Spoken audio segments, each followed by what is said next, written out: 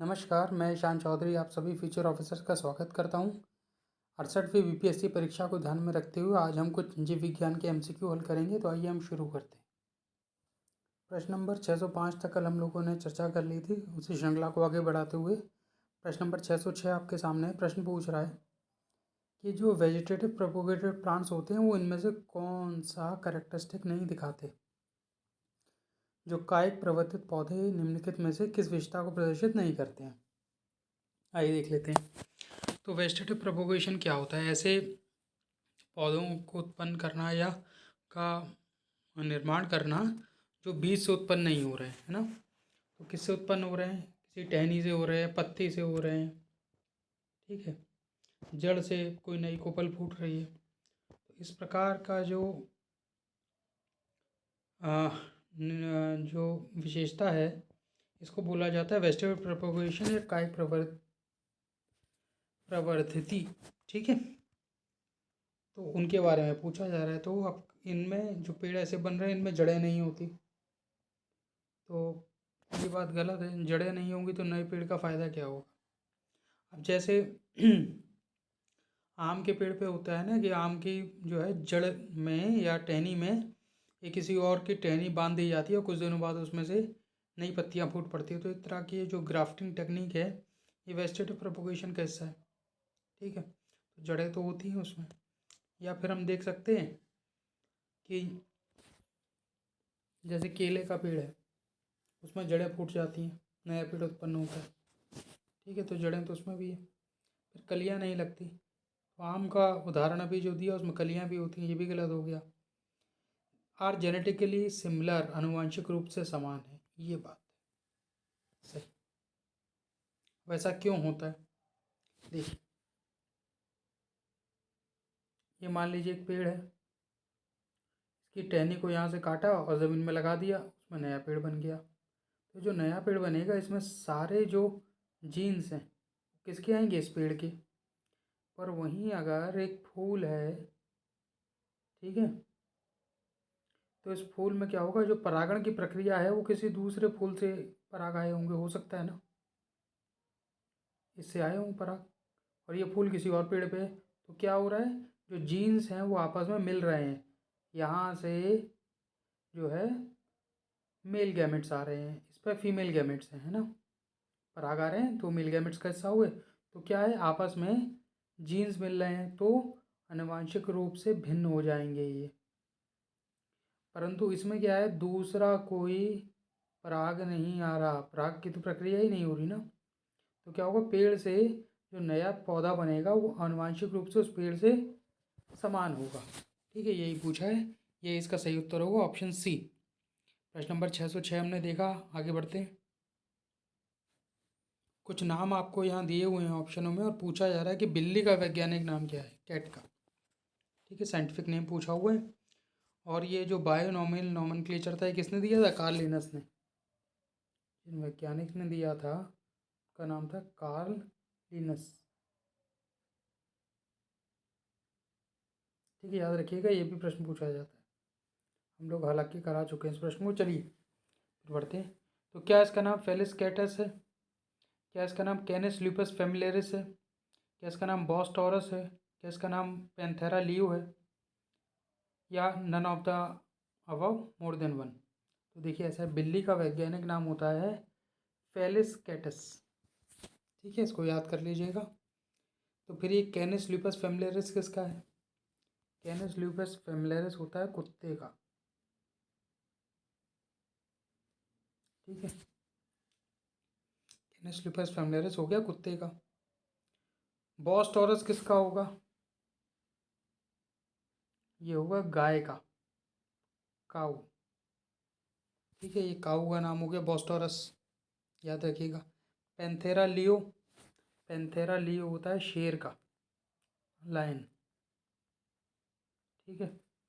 और जो टाइगर होता है ना, बाघ, उसका होता है पैंथेरा टिग्रिस। जो हमारा राष्ट्रीय जानवर है उसका नाम है पैंथेरा टिग्रिस, उसका वैज्ञानिक नाम। और शेर का है पैंथेरा लियो। और आप हमें ये कमेंट करके बताइए कि जो शेर हैं वो भारत में किस अभयारण्य में पाए जाते हैं ना, उस अभयारण्य का नाम लिखिएगा। ठीक है, और राज्य भी लिखिएगा उसका। हम लोग आगे चलेंगे। यहाँ पूछा गया एरिस्टोटल ने जो वर्गीकरण किया था उसमें कितने वर्ग निहित हैं, है ना। तो जैसा कि हम जानते हैं एरिस्टोटल को जूलॉजी का जनक कहा जाता है। ठीक है, जीव विज्ञान का। तो अब जैसे कार्ल लिनस ने किया था इस तरह इन्होंने भी वर्गीकरण किया। तो इन्होंने कितने वर्ग बांटे, तो इन्होंने मुख्यतः बांटे हैं कितने वर्ग, 2 वर्ग। 2 वर्गों में जो जीव जंतु हैं उनको विभाजन किया है। ऑप्शन सी सही हो जाएगा। अब इन्होंने एक तरफ बनाया पादप जगत, ठीक है, और एक तरफ बनाया जीव या जानवर कह लीजिए, एनिमल किंगडम। ठीक है, अब क्या किया, इस पादप जगत में इन्होंने फिर विभाजन किया। इस पादप जगत में इन्होंने बांटे 3 भाग, और जो जीव जगत था इसमें बांटे इन्होंने 2 भाग में। ठीक है, पादप जगत में इन्होंने बोला कि 3 कौन कौन से हर्ब हैं, जो छोटे पेड़ पौधे होते हैं जिसमें तुलसी वगैरह आ गई। ठीक है, एक उन्होंने बोला दूसरा शब, शर में थोड़े बड़े पेड़ आ गए, जैसे जो थोड़े बड़े में मान लीजिए जैसे कि आपका नींबू का पेड़ हो गया, वो शर में आ जाएगा। ठीक है, और गुलाब का पेड़ हर्ब में आएगा, छोटा पौधा होता है। उसके बाद एक आ गया तो इन्होंने तीसरा वाला दिया वर्गीकरण, तो उसमें आ गया ट्री, जो बड़े वृक्ष होते हैं। ठीक है, जिसमें आपके नीम का पेड़, बरगद का पेड़, ये सब आ गए, और उन्होंने ये 3 विभाजन कर दिए। और जब ये जानवरों पर आए तो जानवर में इन्होंने 2 विभाजन किए। एक को इन्होंने पहले विभाजन में बोला उनको रखा जिन जीवों में जो रक्त है उसका रंग होता है लाल, है ना, लाल जिनमें रक्त पाया जाता है, रेड ब्लड, उसमें एक, और दूसरा वो जिनमें लाल रक्त नहीं पाया जाता। तो ये जीव के 2 जो है इन्होंने विभाजन कर दिए। तो प्रश्न नंबर 608 का देखा, एडिशनल इन्फॉर्मेशन में थोड़ी पढ़ ली, क्योंकि एरिस्टोटल का ना कई किताबों में दिया नहीं हुआ है वर्गीकरण, जानना ज़रूरी है, परीक्षा का पता नहीं इसलिए बता दिया है, थोड़ा देख लीजिएगा बस, है ना। हम लोग आगे चलते हैं। प्रश्न नंबर 609, यहाँ प्रश्न नंबर 609 गाजर की जड़ प्रणाली के बारे में आपसे असत्य कथन को खोजने के लिए कह रहा है। गाजर आजकल आने लगी सर्दियों में, सभी देखते हैं, है ना। एक बार इसे ध्यान से देख लीजिएगा और अच्छे समझ में आए। पहली चीज़, गाजर की जड़ खाने योग्य होती है, बताइए कौन, सबको पता है बात, सत्य है, गाजर की जड़ी तो खाई जाती है। दूसरा, वे रेशेदार जड़ प्रणाली को अपनाते हैं, तो बताइए अगर मैं 2 तरह की यहाँ जड़ें बना दूँ, तो इस तरह की गुच्छेदार जड़, इसमें ढेर सारे रेशे निकले हों, एक जड़ ऐसी, तो गाजर में कौन सी पाई जाती है, दूसरी वाली। ठीक है,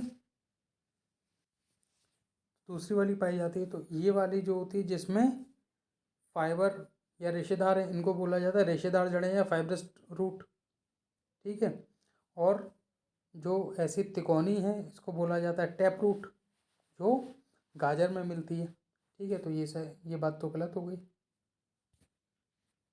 है ना। दूसरी वाली रेशेदार नहीं है ना जड़ें, ये रेशेदार है, घास की जैसी जड़ें होती हैं, गुच्छेदार। फिर ऑप्शन सी कह रहा है कि शलजम और चुकंदर भी एक प्रकार का जड़ तंत्र अपनाते हैं, है ना, इसी प्रकार का। सही बात है भाई, इसी प्रकार का तो है, चुकंदर हो गया, शलजम हो गई, तो इसमें एक मुख्य जड़ हो गई, है ना। और जिसमें एक मुख्य जड़ और जो 7 की सहायक जड़ें हैं उनमें भिन्नता हो, तो वो इस जड़ पद्धति को अपनाती हैं। और जहाँ जैसे गुच्छेदार जड़ें हैं उसमें नहीं बता सकते कि मुख्य जड़ कौन सी है, सी तो ठीक है। ऑप्शन डी क्या कह रहा है, कई द्वितीय जड़, मैनी सेकेंडरी रूट्स, प्राथमिक जड़ों को किनारों पर बढ़ती हैं, तो ये भी बात सही है। आप जब गाजर को लेके आएंगे तो देखेंगे उसके ऊपर रेशे होंगे छोटे छोटे, है ना, सफ़ेद रंग के छोटे छोटे, तो वो क्या ऐसी हैं, द्वितीय या सेकेंडरी रूट्स कहलाती हैं, है ना। मुख्य जड़ और द्वितीय जड़ पाई जाएगी, तो ऑप्शन डी भी सही है। गलत बताना था, ऑप्शन बी हमने खोज लिया है गलत है, प्रश्न नंबर 609 का सही उत्तर ऑप्शन बी। आगे बढ़ते हैं। चंदमणि IAS अकेडमी आपके लिए लेके आया है 67 तो 68 BPSC के लिए मेंस क्लासेस जो 3 अक्टूबर से हमारे यहाँ शुरू हो गई हैं, और 68 BPSC के लिए प्रिलिमिनरी टेस्ट क्लासेस जो 2 अक्टूबर से हमारे यहाँ शुरू हो गई हैं। प्रश्न नंबर 610 आपके सामने है। प्रश्न पूछ रहा है कि which of the following tissues exert the greatest control over the body. निम्नलिखित में से कौन सा ऊतक शरीर पर सबसे अधिक नियंत्रण रखता है। तो क्या ये संयोजी ऊतक है। नियंत्रण की बात हो रही है, ध्यान से देखिए।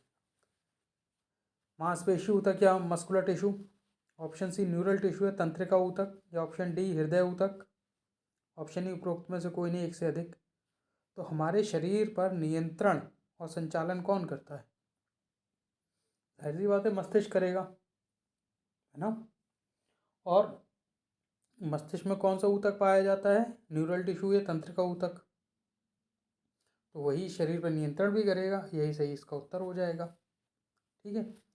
और अगर ये पूछा जाए प्रश्न कि शरीर में सबसे लंबे जो है सेल किसके होते हैं या कोशिका किसकी होती है, तो उसका जवाब भी होगा मस्तिष्क की न्यूरॉन्स। ठीक है, ये सबसे लंबे होते हैं सेल कोशिका। चलिए, प्रश्न नंबर 610 हमने देखा, आगे बढ़ते हैं। प्रश्न नंबर 611 आपसे पूछ रहा है कि जो पॉलीसेकेराइड है उसके निर्माण खंड किससे बना होता है, वो है ना।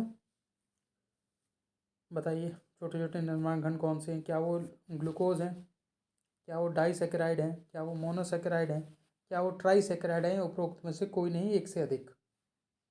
तो देखिए मोनोसेकेराइड हो गई, तो मोनोसेकेराइड के अंदर आती है वो शुगर जो छोटी है, जैसे ग्लूकोज C6H12O6, ये ग्लूकोज का फॉर्मूला हो गया। ठीक है। इसी प्रकार फ्रक्टोज, गैलेक्टोज, ये सब मोनोसेकेराइड्स। ठीक है। डाइसेकेराइड की बात कर लें तो इसमें सुक्रोज आ गया, इसका फॉर्मूला होता है C12H22O11। हमारे घर में जो चीनी आती है वो कैसी है, वो सुक्रोज है, वो डाइसेकेराइड के भीतर आती है ना। तो पॉलीसेकेराइड जो है ना, वो छोटे छोटे मोनोसेकेराइड खंड से इसका निर्माण होता है ना। तो इसका उत्तर तो हो जाएगा सी। अब पॉलीसेकेराइड के भीतर क्या क्या आता है, तो दो उदाहरण देख लेते हैं इसके। एक तो होता है सेल्यूलोज, है ना, जो पेड़ों में मिलता है, और एक होता है स्टार्च। ये दोनों ही पॉलीसेकेराइड के उदाहरण हैं, सेल्यूलोज और स्टार्च। इनको याद रखिएगा। प्रश्न नंबर 611 का सही उत्तर ऑप्शन सी। हम लोग आगे बढ़ते हैं। प्रश्न नंबर 612 आपसे पूछ रहा है निम्नलिखित में से कौन मानव के उत्सर्जन तंत्र में शामिल नहीं है। पहला ऑप्शन दिया हुआ है ब्रोंकाई, ऑप्शन बी दिया हुआ है किडनी या गुर्दे, ऑप्शन सी मूत्रवाहिनी यूरेटर, ऑप्शन डी यूरेथ्रा मूत्रमार्ग, और ये उपरोक्त में से कोई नहीं। तो देखिए पहले एक बार ये समझ लेते हैं कैसे काम करता है। ये हो गए गुर्दे, हमेशा गुर्दे बोला जाता है क्योंकि दो होते हैं, इनसे निकली मूत्रवाहिनी या यूरेटर, और ये होता है यूरिनरी ब्लैडर, यहाँ पे होती है यूरेथ्रा, जिसके मार्ग से ये बाहर निकल जाते हैं। ठीक है। कुछ इस प्रकार का एक्सक्रीटरी सिस्टम होता है, जिससे हमारे शरीर से मूत्र बाहर निकलता है, यूरिन, है ना। अब कौन सा इसमें नहीं है, तो ब्रोंकाई नहीं है। क्यों, ये रेस्पिरेशन का पार्ट है, हमारा जो श्वसन प्रणाली है उसका हिस्सा है। ब्रोंकाई कहाँ पाए जाते हैं, तो ये फेफड़ों के अंदर पाए जाते हैं ना। छोटी छोटी नलिकाएं हैं जो हवा को लेकर आती हैं, किसमें, आपके फेफड़ों में, लंग्स में, है ना। तो प्रश्न 612 का सही उत्तर हो गया ऑप्शन ए। नहीं पूछा था और यही नहीं है। ठीक है, आगे बढ़ते हैं। प्रश्न नंबर 613 आपके सामने प्रश्न पूछ रहा है कि हाइपोथायरॉयडिज्म की वजह से क्या होता है ना। ये बीमारियों के नाम दिए हुए हैं। देखिए दो शब्द हैं, इनको ज़रा समझ लीजिए, कई बार आपसे कन्फ्यूजन होगा। एक शब्द होता है हाइपो और एक होता है हाइपर। हाइपो होता है किसी चीज़ की कमी, और हाइपर होता है किसी चीज़ की अधिकता। ठीक है। तो यहाँ से आपसे पूछा है हाइपो, हाइपो का मतलब कम, किस चीज़ की कमी हो रही है? थायरॉयडिज्म की। जो थायरॉयड ग्लैंड हमारे गले में पाई जाती है, जोड़ा होता है इनका, उसका जो स्त्राव है, जो उससे हार्मोन निकलता है, उसको क्या बोलते हैं? Thyro thyroxine. ठीक है। और ये जब कम निकल रहा है तो उसकी वजह से क्या बीमारी होगी? ठीक है। तो क्या वो गॉइटर है? तो गॉइटर जो है ये हमें पता है, गॉइटर हो या घोंघा हो, इसको नाम से और जाना जाता है, इसको बोलते हैं घोंघा।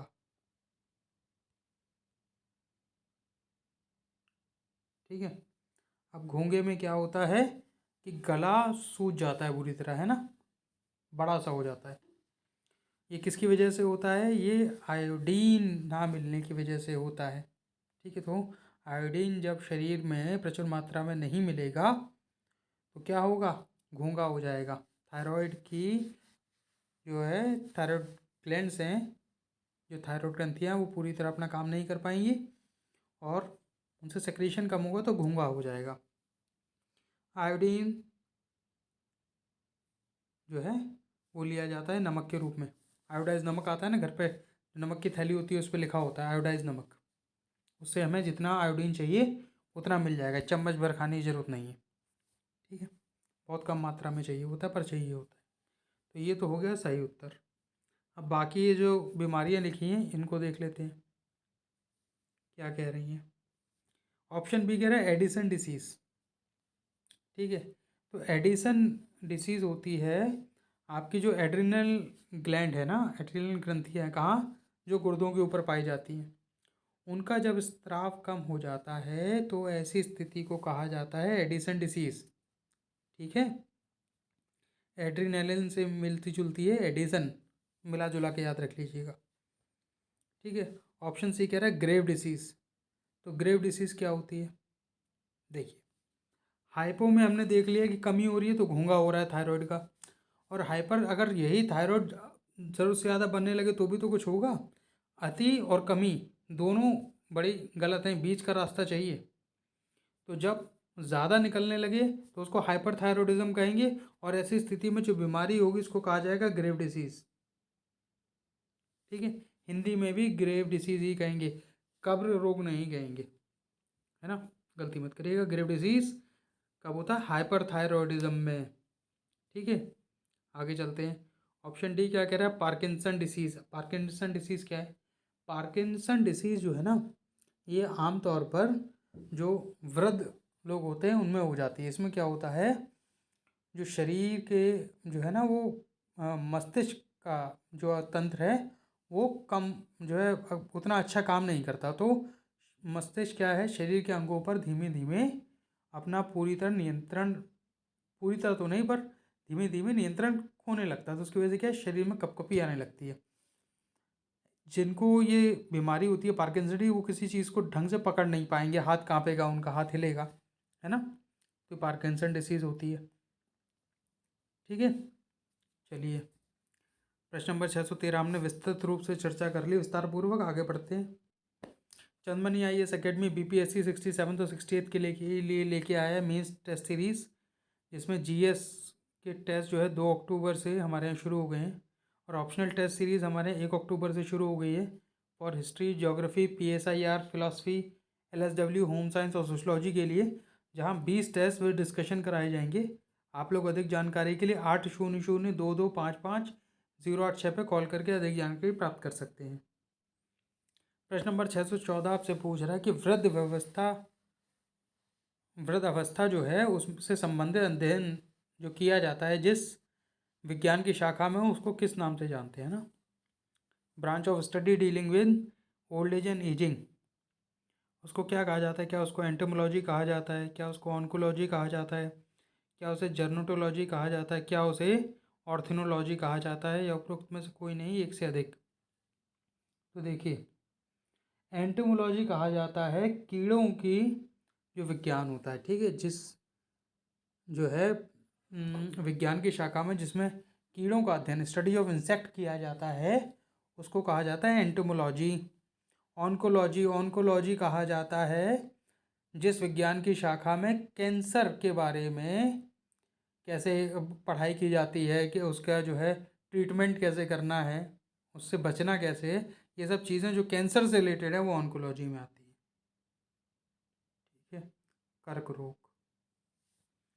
फिर जर्नेटोलॉजी, जर्नेटोलॉजी होती है वृद्धावस्था से संबंधित अध्ययन, इसको कहा जाता है जर्नेटोलॉजी।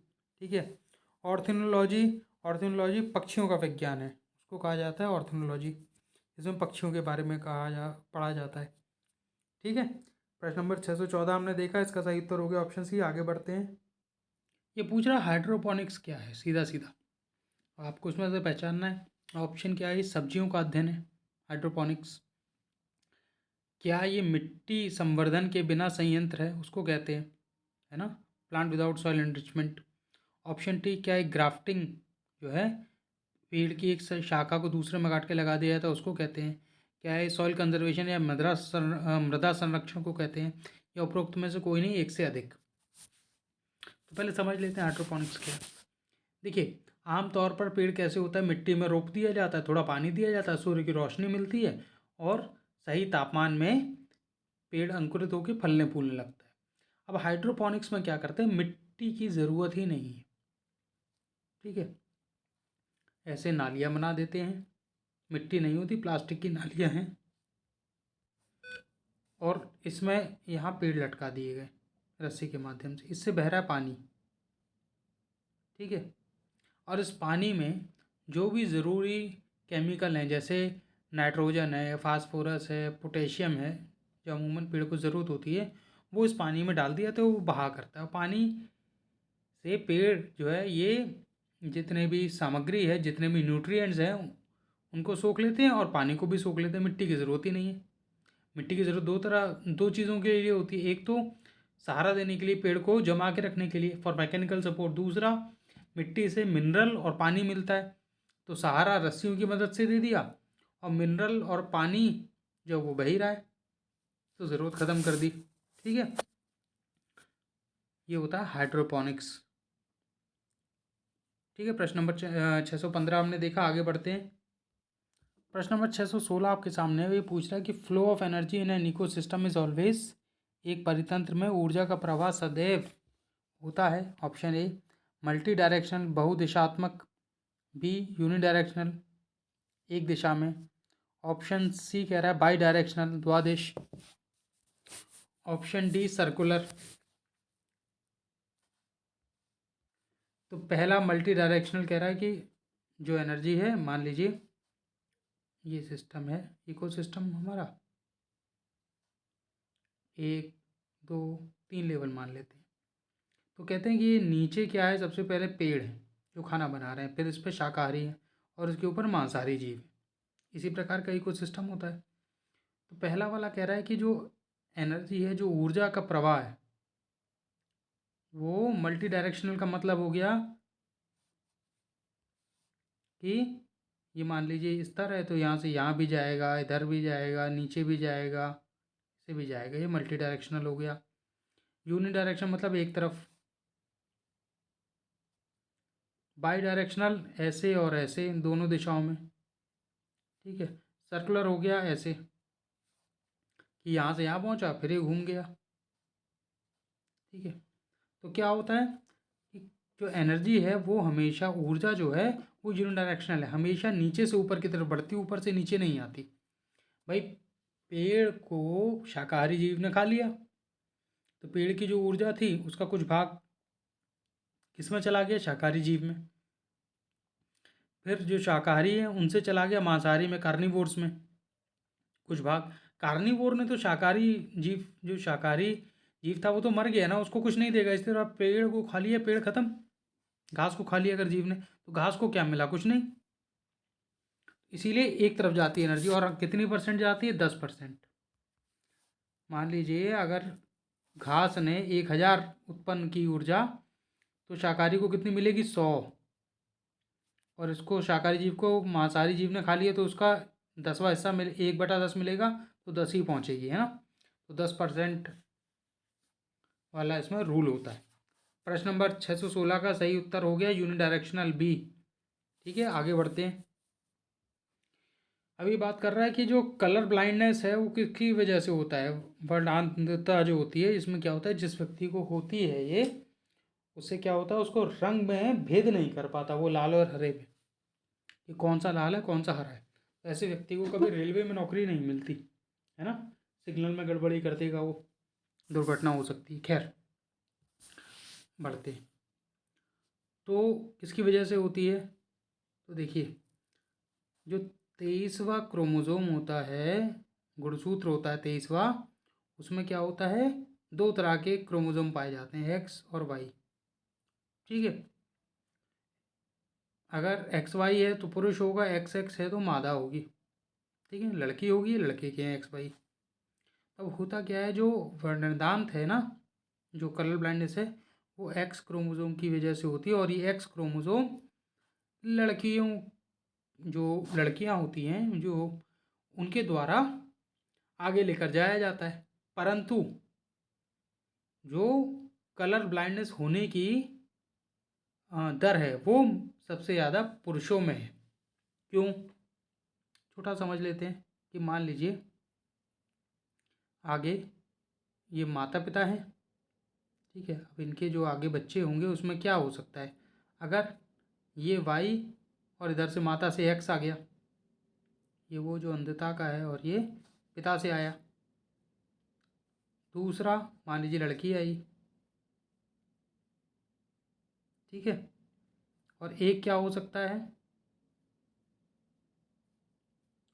या फिर ये चार ही तो बन सकते हैं। तो जहाँ पर ये वाला पेयर होगा, है ना, जोड़ा होगा, ऐसी स्थिति में जो लड़का पैदा होगा वो वर्णदांत या कलर ब्लाइंड होगा। तो माता जो होती है वो करेगी कैरी। ठीक है, और पिता इसके लिए जिम्मेदार नहीं होता, है ना। ये जो एक्स वाला है ये माता से ही जाएगा। कौन जिम्मेदार होता है, एक्स क्रोमोसोम। कौन सा गुणसूत्र है, 23वां जोड़ा। ठीक है, प्रश्न नंबर 617 हमने देखा। आगे बढ़ते हैं। 68वीं बीपीएससी परीक्षा के लिए चंदमणि आईएएस एकेडमी लेके आया क्लास और टेस्ट सीरीज, जिसमें जीएस की क्लासेस 2 अक्टूबर से हमारे यहाँ शुरू हो गई हैं। यहाँ 41 टेस्ट पूर्ण रूप से डिस्कशन के साथ कराए जाएंगे। आप लोग अधिक जानकारी के लिए 8002255086 पे कॉल करके अधिक जानकारी प्राप्त कर सकते हैं। प्रश्न नंबर 618 आपके सामने प्रश्न पूछ रहा है कि निम्नलिखित में से कौन हल्दी के पौधे का खाने योग्य भाग है। तो क्या ये हल्दी का तना है, क्या इसका फल है, फूल है, जड़ है, या उपरोक्त में से कोई नहीं, एक से अधिक, है ना। तो जो हल्दी का पौधा होता है, आप लोगों ने अगर देखा हो तो हल्दी और अदरक ये दोनों ही सतह के नीचे होती है, हमें सतह के ऊपर केवल इसकी पत्तियां दिखाई देती हैं, है ना। और नीचे ये बढ़ता है ऐसे। तो ये दोनों ही क्या हैं, ये मॉडिफाइड स्टेम्स है ना, या तने हैं, हल्दी भी और अदरक भी। ठीक है, और यही खाया भी जाता है। ठीक है, प्रश्न नंबर 618 हमने देखा। आगे बढ़ते हैं। देखिए, अदरक में हल्दी तो एक बार को चलिए सूखी हुई आती है घर में, अदरक इन दोनों आ भी रही है। तो आप देखेंगे ना, उस पर छोटी छोटी, अगर आप अदरक को देख लें, छोटी छोटी किल्लियाँ उसमें फूटने लगती हैं सर्दी के समय। तो किल्लियाँ हमेशा किस में फूटती हैं, जो नई कोपलों के लिए तने में ही फूटेंगी, है ना। तो ऐसे याद रखिएगा। प्रश्न नंबर 618 हमने देखा। आगे बढ़ते हैं। प्रश्न नंबर 619 आपके सामने है। प्रश्न पूछ रहा है कि मच्छरों के बारे में निम्नलिखित कथनों पर विचार करें। ये कह रहे हैं कि जो केवल नर ही खून चूसते हैं, नर मच्छर। तो बताइए ऐसा है क्या। ऑप्शन बी कह रहा है कि केवल मादाएं, जो मादा मच्छर होती है वो ही खून चूसती है। तो ये बात सही है।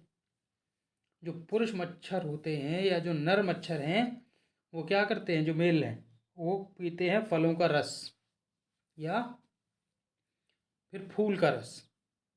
ठीक है, गलत हो गया। मादा मच्छर है जो, वो खून चूसती है। बात सही है। ऑप्शन सी क्या कह रहा है, नर के पंख मादा से बड़े होते हैं, और ऑप्शन डी कह रहा है मादाओं के पंख नर से बड़े होते हैं। तो जो मादा मच्छर होती है उसके पंख जो है वो नर से बड़े होते हैं। तो डी भी सही हो गया। और ऐसी स्थिति में जब एक से अधिक सही होंगे तो उत्तर होगा ऑप्शन ई। ठीक है, प्रश्न नंबर 619 का सही उत्तर। हम लोग आगे चलते हैं। प्रश्न नंबर 620 आपके सामने प्रश्न पूछ रहा है, जो एपिफाइट्स होते हैं वो एपिफाइट्स ऐसे पौधे जो किसी के लिए अन्य पौधे पर निर्भर रहते हैं, किस चीज़ के लिए? तो आइए देखते हैं। तो देखिए, एपिफाइट्स ऐसे पौधे होते हैं जो ज़मीन पर नहीं उगते। मान लीजिए कि एक बड़ा वृक्ष, ठीक है, और ये एपिफाइट्स होंगे छोटे छोटे फूलदार पौधे। तो अब अगर ये ज़मीन पर उगेंगे, पहली चीज़ तो एपिफाइट्स पाए जाते हैं कहाँ? उष्णकटिबंधीय इलाकों में, यहाँ बहुत अधिक वर्षा होती है, इक्वेटर के आसपास मिलेंगे। और कहाँ? अमेज़न के जंगलों में। ठीक है, ऐसे अमेज़न के जंगलों में क्या होगा कि ज़मीन पर सतह पर रहता है अंधेरा, सूर्य की रोशनी ज़मीन तक नहीं पहुँचती, पेड़ बहुत घने होते हैं। तो ऐसी स्थिति में क्या होता है, ये जो छोटे पौधे अगर ज़मीन पर होंगे तो कैसे बढ़ेंगे? रोज सूर्य की रोशनी तो पहुँच नहीं रही, तो ये ऊपर जमते हैं, किसके? बड़े पेड़ों के तने के ऊपर, यहाँ से निकल आएगा, इनका बीज ही इस तरह जाता है। ठीक है, तो इससे फ़ायदा क्या होगा? एक तो नीचे जो जीव हैं उसको खाएंगे नहीं, दूसरा इसको सहारा मिल जाएगा बड़े पेड़ का, और सूर्य की रोशनी आने लगेगी, ऊंचाई होगी ना, इसलिए ऐसे पौधों को कहा जाता है एपिफाइट्स। तो ये इस बड़े वाले पेड़ को एपिफाइट्स कोई नुकसान नहीं पहुंचा रहे किसी प्रकार का, ना इस पर खाने के लिए निर्भर हैं, ना इससे कुछ और ले रहे हैं पानी ये वो। ठीक है, जो है वो उसको सब अपने से निर्भर है, केवल सहारे के लिए इस पर है ना। तो सही उत्तर होगा ऑप्शन ए। इसका उदाहरण देख लीजिए, एक बड़ा अच्छा उदाहरण है इसका, ऑलिव। जो ऑलिव का फूल होता है ना, वो एक एपिफाइट्स है। ठीक है, चलिए, आमतौर पर जब बहुत ज़्यादा नमी होती है, बारिश होती है, वहाँ होते हैं, और तापमान भी बहुत ज़्यादा ना बढ़ता है ना बहुत ज़्यादा गिरता है। प्रश्न नंबर 620 का हमने उदाहरण देखा, एक बार फिर देख लीजिएगा। 620 में ऑर्चिड होगा इसका उदाहरण, हम गलती से ऑलिव बता गए। ऑर्चिड का जो फूल होता है, जो गुलदस्ते वगैरह में काफ़ी प्रचलन में भी है, तो ये जो है ऑर्चिड का फूल होता है, ये एपीफाइट कहलाता है, ऑलिव नहीं। ऑलिव का तो बड़ा वृक्ष होता है। ठीक है, प्रश्न नंबर 620 देखा हम लोगों ने। आगे बढ़ते हैं। प्रश्न नंबर 621 आपके सामने प्रश्न पूछ रहा है, जो मानव की कलाई में जो नाड़ी है वो किस तरह धड़कती है ना, पल्स जो है। डॉक्टर जब आप जाएंगे तो किसी क्लिनिक में चेकअप कराने, तो डॉक्टर ने नब्ज़ देखता है कलाई पर हाथ रख के कि जो है धड़कन कितनी है। तो ऐसा कब हो सकता है? कि जब दिल की समान दर हो तो नाड़ी है, या दिल से धीमी हो, दिल से तेज़ हो, या दिल से स्वतंत्र, तो उपरोक्त में से कोई नहीं। तो अब बताइए, अगर नाड़ी दिल से स्वतंत्र हो जाएगी तो फिर तो गलत हो जाएगा ना, तेज़ भी नहीं होगी। भाई नाड़ी क्या है? जो हृदय है वो जिस प्रकार से ब्लड पूरे शरीर में भेज रहा है वही हार्ट बीट है। तो जिस हिसाब से दिल धड़केगा उस हिसाब से दर चलेगी नाड़ी की। तो ऑप्शन ए सही हो जाएगा। ठीक है, प्रश्न नंबर 621 का। चलिए आगे बढ़ते हैं। 67 और 68 बीपीएससी के लिए चंदमणि आईएएस एकेडमी लेके आया है mains optional course for history, geography, PSIR, philosophy, LSW, home science और सोशोलॉजी के लिए 2 अक्टूबर से बैचेस शुरू हो गए हैं। आप लोग अधिक जानकारी के लिए 8002255086 पे कॉल करके अधिक जानकारी प्राप्त कर सकते हैं। प्रश्न नंबर 622 आपके सामने है। प्रश्न पूछ रहा है कि मानव शरीर में सर्वाधिक मात्रा में कौन सा तत्व पाया जाता है? क्या ये फास्फोरस है, क्या ये सोडियम है, क्या ये लोहा है, लोहा, आयरन, या फिर कैल्शियम है, या उपरोक्त में से कोई नहीं, एक से अधिक? तो हमारे मानव शरीर में सबसे ज़्यादा अगर कुछ पाया जाता है तो वो है हड्डियाँ, है ना। हड्डियों में सबसे ज़्यादा तत्व होता है, और कौन सा तत्व पाया जाता है? कैल्शियम फॉस्फाइड, है ना। कैल्शियम और फास्फोरस की हड्डियाँ बनी होती हैं, और इसमें भी कैल्शियम की मात्रा फास्फोरस से ज़्यादा होती है। ठीक है, तो ये जो ऑप्शन दिए हुए इसमें सबसे ज़्यादा होगा कैल्शियम। ठीक है, हड्डियों इसी से बनी रहती है। प्रश्न नंबर 622 हमने देखा, हम लोग आगे चलेंगे। प्रश्न नंबर 623 आपके सामने है। प्रश्न पूछ रहा है कि मानव भ्रूण का हृदय कब धड़कने लगता है ना। आपको ये दिया हुआ है, इसमें से चुनना है। विकास के चौथे सप्ताह में, विकास के पहले सप्ताह में, विकास के 5वें सप्ताह में, या विकास के 6ठे सप्ताह में।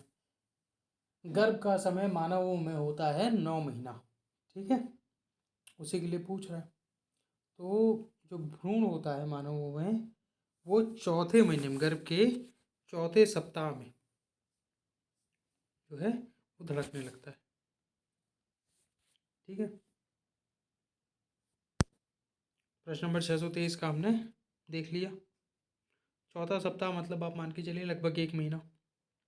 ठीक है, चलिए बढ़ते हैं आगे। प्रश्न नंबर 624 आपके सामने है। प्रश्न पूछ रहा, मानव शरीर का तापमान इनमें से क्या है। पहला ऑप्शन आपका कह रहा है कि ना तो सर्दियों में घटता है और ना ही गर्मियों में बढ़ता है। ऑप्शन बी कह रहा है कि सर्दियों में घट जाता है। ऑप्शन सी कह रहा है सर्दियों में बढ़ जाता है। ऑप्शन डी ग्रीष्मकाल में वृद्धि हो जाती है गर्मियों में, है ना।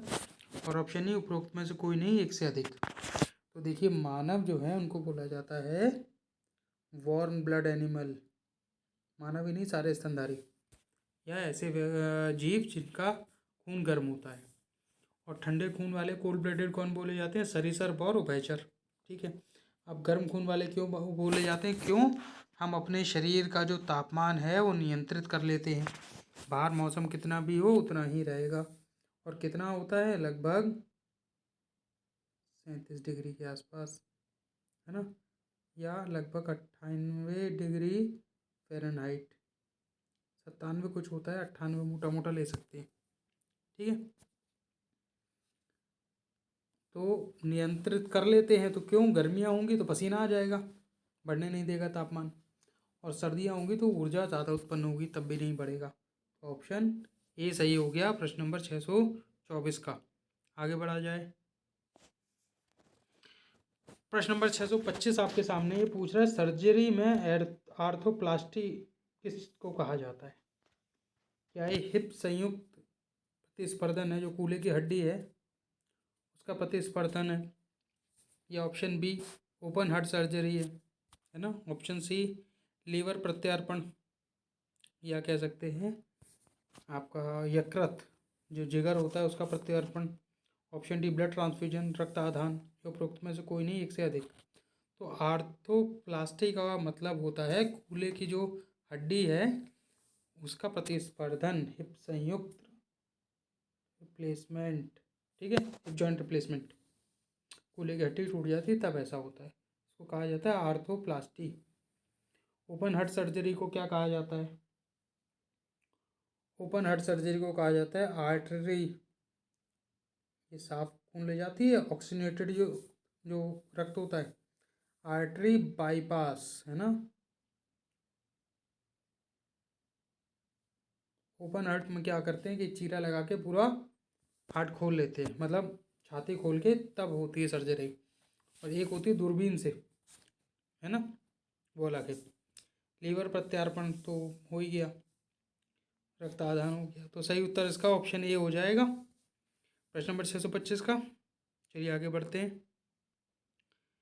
चंदमनी IAS एकेडमी PPSC 68 के लिए लेके आया है क्लास और टेस्ट सीरीज़, जिसमें GS और क्लासेस 2 अक्टूबर से हमारे यहाँ शुरू हो गई हैं GS के लिए। और इसमें 41 टेस्ट पूर्ण रूप से डिस्कशन के साथ कराए जाएंगे। आप लोग अधिक जानकारी के लिए 8002255086 पर कॉल करके अधिक जानकारी प्राप्त कर सकते हैं। प्रश्न नंबर 625 तक आज हम लोगों ने चर्चा कर ली है प्रश्नों पर। कल हम लोग फिर हाजिर होंगे, श्रृंखला को आगे बढ़ाएंगे प्रश्न नंबर 626 के साथ।